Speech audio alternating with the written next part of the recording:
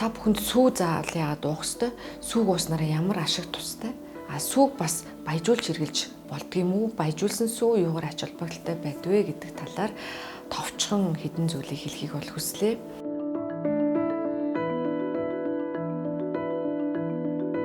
За энэ зүү хооллолт гэдэг энэ одоо яриад байгаа зүйлийн нэг үндсэн элемент бол энэ сүүний хэрэглээний тухай асуудал. Хоол хүнсний зүйлийг бол 5 бүлэгт бол хуваагаад байгаа. За ингээд 5 бүлэг хувааж байгаа хүнсний бүтээгдэхүүнүүд дотор сүү гэдэг энэ бүтээгдэхүүн бол уураг, өөгтөс, нүүрс ус, эрдэс бодис, амин дэм, ус гэд энэ 6 үндсэн шимт хичээлийн бодисыг бүгдийг агуулдаг хүнс бол сүү өөрөө цорын ганц. Ийм учраас хүн болгоныг өдөрт сүү цагаан эдийг бол хэрглэж агаач гэж ингэж бол хэлж байна.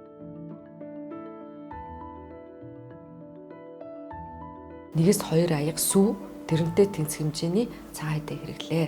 Ингээд бол та сүүнээс авах тэр шимт хичээлийн бодисуудыг авч чадчихна гэж байгаа. Харин өсвөр насны хүүхдүүд өсөж бойжиж байгаа бие махбодын одоо хурдан хөгжлийн энэ явцад бол сүүний хэрэглээг бүр өдөрт одоо 4 нэгж рүү хүргэж хэрэглэхийг зөвлөж байгаа. Тэгэхээр илүү тэр одоо эдэр насныхан өсвөр насны хүүхдүүд, бага насны хүүхдүүд бол сүүний хэрэглээ бол насан туршидаас илүү өндөр хэрэглээтэй бол байдаг. Тэгэхээр зэрэг хүмүүс энэ бага насны хүүхдийнхээ сүүний хэрэглээн дээр бол маш их анхаарахгүй бол тухайн хүүхдүүд нас үеийн төрснийхаа дараа энэ сүүнээс авах шимт хичээлийн бодисуудын дутал буюу одоо хамгийн наазах нь бидний мэддгээр одоо ясны нягт одоо бүрэн хэмжээндээ очихгүй, энэс холбоотойгоор ясны янз бүрийн одоо өвчнүүд, яс сэргжилт, тулгуур эрэхтний юм янз бүрийн эмгэгүүд гарч ирэх бол эрсдлүүд бол үүсдэг. Сүүг бол өлийн илгэн дээр уух бол нэг их таатай биш гэж бол үздэг. За сүүг уудаг хамгийн оновчтой цаг бол бага үд их үдийн цаг дээр. Тэгэхээр зэрэг одоо цэцэрлэгт бол бага үд их үдийг их сайн хэрэгжүүлдэг шүү дээ. 11 цаг одоо оройн 15-аас 16 цаг гэдэг энэ цагууд дээр бол хүүхдэд сүүг бусад янз бүрийн хоол хүнстэй нэг их холихгүйгээр уулгах нь бол өөрөө сүүний кальци, бусад одоо эрдэс бодисууд, шимт хичээлийн бодисуудыг нөгөө бие махбодод бүрэн одоо ашиглах зорилготойгоор бол ингэж бол хийж байгаа.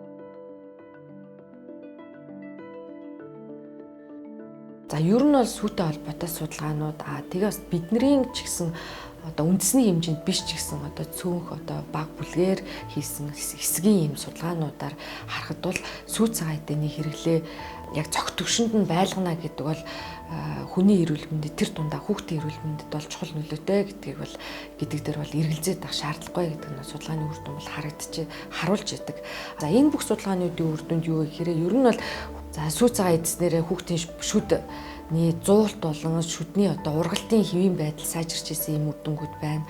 За мөн хүүхдийн ясны одоо тэр bone density буюу ясны нягт ямархуу байдалтай нөгөө ясны нягтын харьцуулсан судалгаануудаар бол хүүхдэд 3 сараас дээш бол сүү цагаан эдээ хэрэглүүлээд ингээ ясны нягтын хэмжээд үзэхэд бол тухайн үед бол хүүхдийн ясны нягтын үзүүлэлт нь одоо хамгийн багадаа 2 тэрнээс дээш одоо юугаар нэгжээр сайжирч байгаа ийм үр дүнгууд бол байсан. Харин сүү цагаан эдээгүй хүүхдүүдийн хувьд бол нөгөө ясны нягтын үзүүлэлт нь байрандаа байгаа ийм дүр зургууд бол гарч ирсэн. Тэгэхээр сүү уна гэдэг бол хүүхдийн эрүүл мэндэд бол онцгой чухал ач холбогдолтой гэдэг нь одоо бидний судалгаагаар төдийгүй дэлхийн олон одоо эрдэмтдийн хийсэн судалгаагаар бол энэ бол батлагдаж бол харагдаж байгаа.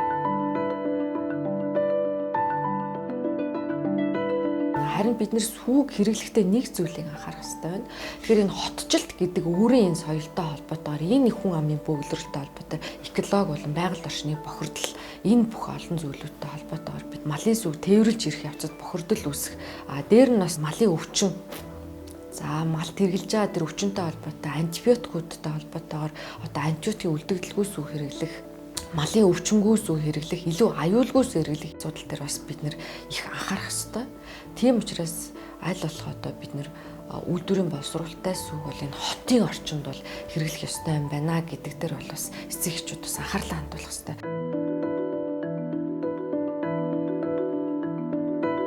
Дэлхийн олон оронд сүүг хүүхдэд нөгөө сургууль цэцэрлэгт нь өгөх энэ үйл ажиллагаа илүү одоо үр дүнтэй болгохын тулд хийсэн нэг шийдэл байдаг. Энэ юу вэ гэхээр зэрэг сүүг баяжуулах, ер нь хүнсний бүтээгдэхүүнийг нөгөө хүүхдүүдэд дутаад байгаа хүн амын одоо эрүүл мэндэд эрсдэл үзүүлээд байгаа шимтгэжлийн бодисуудын дутлыг одоо арилгах үүднээс хүнсийг баяжуулах ийм арга технологиуд бол гарч ирсэн байдаг. За энэ дээрээс нэг хамгийн оновчтой хэрэгжээд байгаа их үр дүнтэй гэж дэлхийд үнэлэгдсэн энэ нэг технологиос сүг витамин D-ээр баяжуулах энэ бол үйл явц байж байгаа. Витамин D бол хүний биед үүсдэг шимтгэжлийн бодис. Гэсэн хэдий ч гэсэн хүний биеийн бодисын солилцоо, за бас нарны гэрэлд байх тэр цаг хугацаа, арсан дор энэ витамин D нийлэгжих тэр одоо бодисын солилцооны үйл явцаас хамаарат витамин D-ийн дутал бол бас нэлээ өргөн тархмал байгаа нь бол дэлхийн нийтэд бол тодорхой байдаг. Сүг бол маш бага дунтай витамин D-гээр баяжуулаад ингээд хүнд уулгах нь бол зүгээр одоо витамин D дан эмийн байдлаар хэрэглэх энэ гэдэг зүйлээсээ илүү үр дүнтэй байна гэж байгаа. За үр дүнтэй байгаагийн нэг шалтгаан нь сүү өөрөө кальци их үүсвэрүүлдэг. Сүг өөрийн витамин D-гээр баяжуулаад өгчих юм бол нөгөө кальцийн шимэгдэлтийг тэр сүүн дотор байж байгаа витамин D нь өөрөө дэмжиж явчихдаг нэг ийм тэнд нэг ийм зохицол байгаа байхгүй.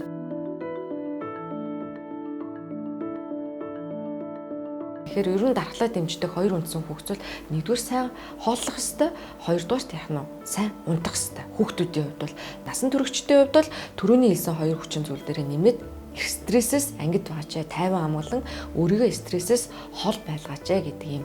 За тэгэхээр энэ гурван зүйлийг л одоо хэвийн хэмжээнд байлгаж чадах юм бол бид нэр дархлаагаа ер нь бол сайн байлгаад авах боломжтой гэж бол хэлж байна. Дархлааг бол одоо имээр бас төдийлэн сайжруулаа, сайн байлгаад бариад энэ эсвэл нэг юм уучаад дархлаа сайжирна гэдэг зүйл бол байхгүй гэдгийг бол мэржлийн хүмүүс бол зөвлөд байгаа шүү дээ. Тэгэхээр хоолыг сайн байлгана гэдэг зүйлэнд саяын өнөөдрийн бидний яриад байгаа энэ сүү цагаан дээр нэг хэрэглээ бол гол нөлөөтэй байх юм гэдгийг аав ээжүүд нь хараарай.